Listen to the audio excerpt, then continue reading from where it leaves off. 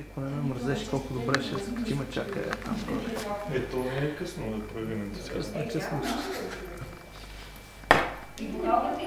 После като се напие, не може. Няма търпение. Само като дойде тук в района и почва да слюноотделя. Обилно ли?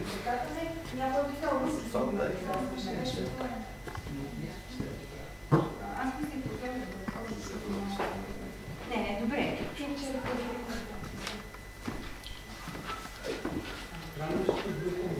Не, нищо не знае, тя се казва какво, само ще изчакате секунда.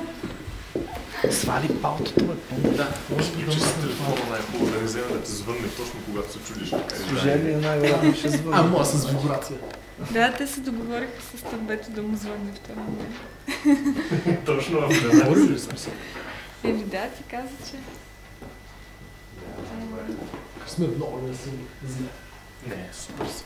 Няма ли огледалки да се нагласят? Аз винаги в погледа на хората виждам особено тия обувки, мисля, че не са въобще...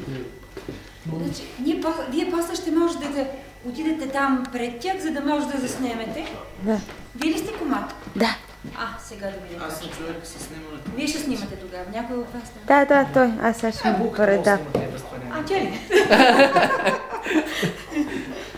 Ево там от червеното килимче ще тръгнете. И слагай мен долу. Те ако са готови, ние сме готови.